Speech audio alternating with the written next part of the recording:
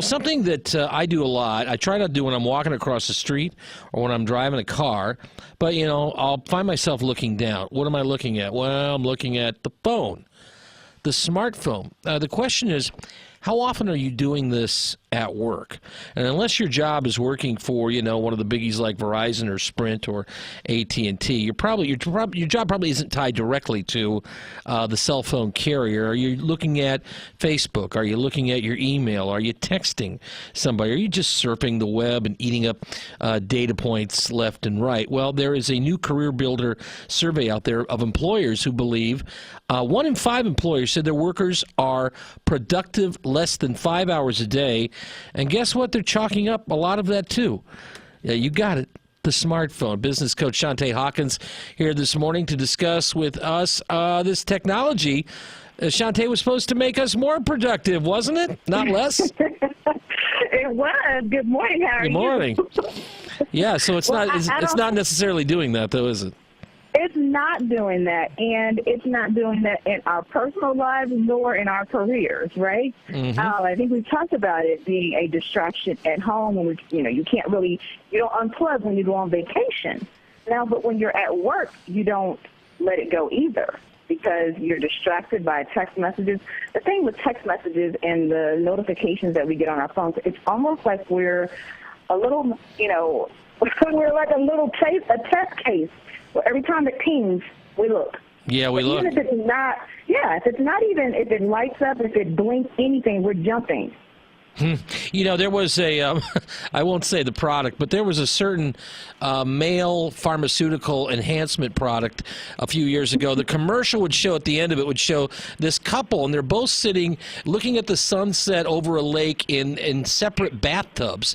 And I would look at that, I go, well, you might not need the product necessarily if you get in the same bathtub together. I mean, the first problem is you're in separate, but now we'd have them in the bathtub and they'd both be looking down at their phone, right? Yeah.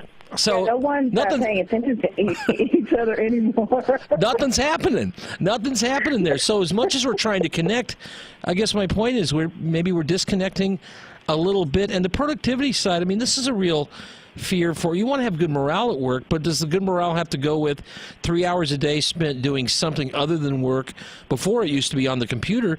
Now you're walking around, maybe you're looking busy, but you're looking at your phone. Yeah, and it's costing organizations, and I think the thing that employees have to understand is that we're there to do a job, and they're paying us to be there, and we are, a part of the company goals. A part of us, achieving those goals will result in a lot of organizations in bonuses and in pay increases. But if we aren't hitting our goals and we aren't generating the income, and we're missing deadlines, then what does that mean? That the company's going to suffer, and that's because we're not getting things done. We're too connected to our smartphones. So I believe organizations really have to try to articulate what's happening and what the cost of lost productivity looks like. So here's and here's some of the numbers, just to put it old school, new school. Here's old school numbers. Sitting around a cubicle doing nothing, that's old school, right? That's 9%. Yeah. Noisy coworkers. Okay, we've all had that. 20% say noisy coworkers are distracting me and keep me from being productive. That's old school. Endless meetings, 24%. Meetings that go nowhere. Okay, that's old school. Spending time on my email. Well, that's kind of an in-between.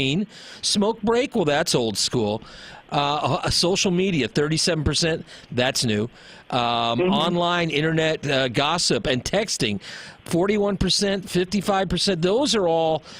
Those are time wasters, and those are the number one choices. Yes, they absolutely are. And I think organizations have to start to show and display, whether it's on a quarterly basis, on a monthly basis, here's what we achieved this month. And here's what we should have achieved this month.